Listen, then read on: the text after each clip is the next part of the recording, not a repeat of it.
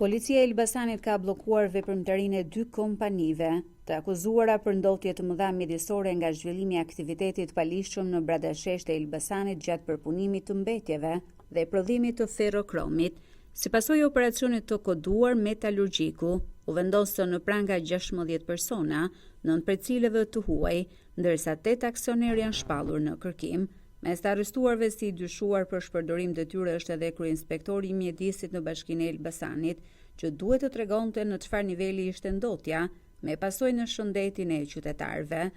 Të 2 kompanit janë gjobitur në total me 13 milion lekë. Grupi hetimor bën me dije se në momentin që mësyn në ambientet e 2 kompanive janë përballur me shtëllunga tymi që vinin nga djegja e materialeve që duhet të zgjesoheshin në furnalta të caktuara dhe jo në ambient të hapur, i gjithë zinxhiri që përfshin kullën e ftohjes, ndalimi i shkëndijeve, filtrimi dhe oxhaku ishin anashkaluar dhe grupi i hetimit gjeti vetëm vatra zjarri në natyrë, të cilat çlironin ajër të ndotur në hapësirë. Të shqetësuar për fenomenin e ndotjes dhe mos respektimin e standardeve mjedisore, shprehen qytetarët dhe ekspertët e mjedisit. Ambientalisti Ahmet Mehmeti thekson se djegja e mbetjeve në mjedise të hapura është kërcënim serioz për jetën e qytetarëve.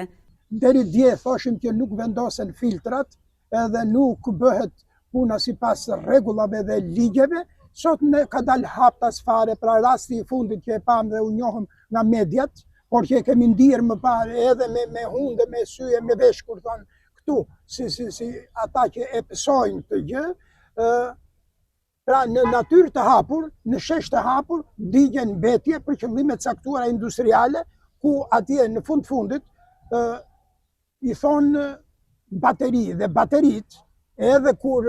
riciklohen, riciklimi është gjë e mirë, po duhet brenda rregullave teknike, dhe kur ato bëhen natyrë të hapur, në shesh të hapur, ato kanë rrezikshmërinë, sepse në përbërje kanë plumbin, dhe plumbi është metal i rënd, quhet edhe metal i rrezikshëm, një nga helmet më të forta, që çon jo vetëm në organet e brendshme etj, po deri edhe në tru, të paralizon edhe ul inteligjencën që nga fëmijët e gjithë të tjerët. Operacioni i fundit i policisë e Elbasanit pohon ambientalisti dëshmoi për shkeljen e ligjit dhe rregullave mjedisore hapur nga institucionet dhe subjektet private, për të cilat sugjeron zero tolerancë. Por ne bëjmë atë që nuk duhet bëjmë për të bërë